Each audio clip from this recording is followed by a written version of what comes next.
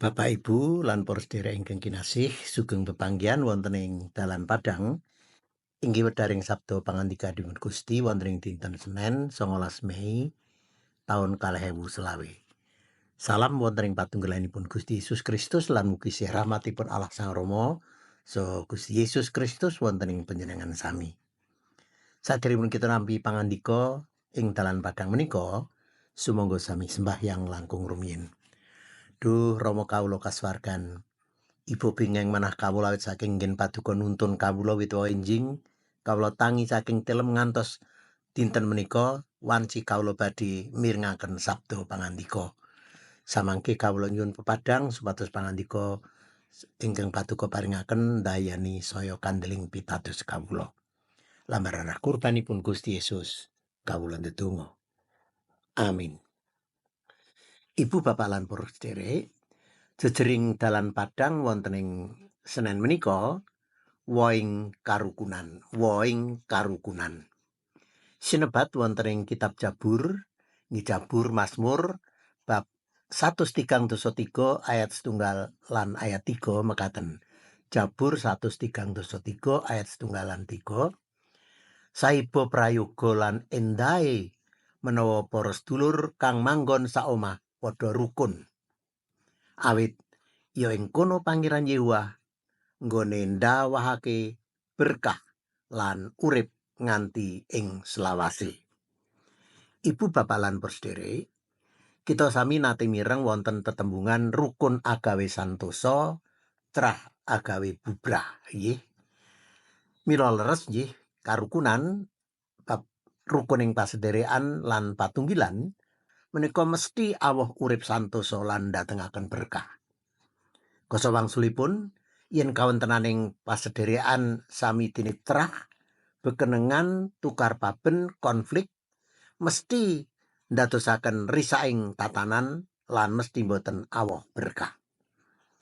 Wonten ing Kidung Pesamuan Jawi KPJ nomor 357 ingkang ngira-iranipun menika endahing seduluran mratelaken keyakinan pilih.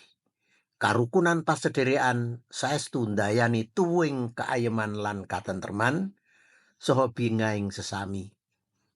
Menika jalaran berkahipun Gusti kasokaken kados dene banyu mili mekaten nggih. Ora ana mandeke. Kekidungan wau ugi mujudaken pandonganipun tiang pitados bilih gesang menika kedah kawarna lumampahing karukunan pasederekan lan patunggilan. Pratelanipun juru Mazmur wonten ing kitab Jabur 133 menika nelaken sikepipun juru Mazmur ingkang negasaken ibata prayogi lan endahipun urip rukun sajroning patunggilan lan paseduluran. Rukun, tata rukun menika tuwuh saking swasananing manah bilih kita sasederek ing patunggilan utawi pesamuan sami tunggil raos lan tujuan. Sami dene rila apura ing ngapura. Karukunan ingkang kabangun pranyata njalari berkahipun Allah kasokaken banyu mili. Pepindhanipun kados dene embun ing wanci enjing nelesi bumi saking Gunung Hermon sisih ler nuju dhateng Gunung Sion sisih kidul nelesi papan-papan sanes. Mekaten pertelanipun juru Mazmur ugi kapratelaken kados dene lisah jebat ingkang mili ndlewer saking sirahipun Harun ngantos ing jenggot terus mengandap. Mekaten juru Mazmur nggambaraken iba endahipun gesang tata rukun berkah kaasokaken. Kawontenan rukun wau kaleksanan ing waosan leksionare upaminipun wonten ing setunggal Samuel bab 2 ayat setunggal ngantos kawan kalih inggih menika bab cariyos lelampanipun Yonatan putranipun Prabu Saul ingkang bangun pirukun klayan Daud kanthi prajanji badhe sami nyengkuyung ing bot-repoting gesang mirunggan nalikanipun sami berjuang bangun negari jalaran dipun rancam dening Prabu Saul. Ugi wonten ing perjanjian anyar kapratelaken tulodo kados dene lelampanipun para sederek Kristen ing wiwitan ingkang boten seneng damel rekaos sing sederek-sederek sanesipun. Mekaten para rasul gang 11 ayat 19 ngantos 21. Kitab Jabur ing dalu menika paring piwulang dhateng kita sami sumangga mbangun tata rukun, gesang rukun, andon pirukun sasederek. Rukun boten namung agawe santosa nanging ugi awoh pirukun. Tegesipun lubering berkahipun Gusti menika badhe kaparingaken.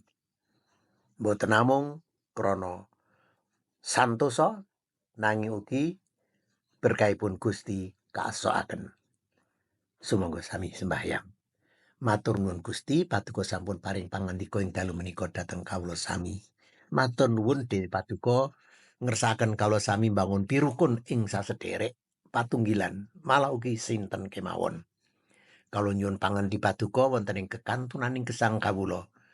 Umur kawula namung wonten ing panguwasa Paduka Gusti mila kawula nyuwun panganti Paduka pangreksa Paduka nalika kawula tilem mangke dalu nyuwun panganti pangreksa Paduka kawula anak-anak kawula semah kawula tiyang sepuh kawula Paduka reksa klebet barang darbek kawula.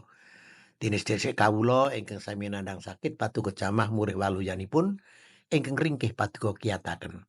Anak putu kawula ing sekolah Paduka berkahi ugi Gusti. Mekaten atur kawula ing asmanipun Sang Kristus Yesus Gusti kawula ndedonga. Amin.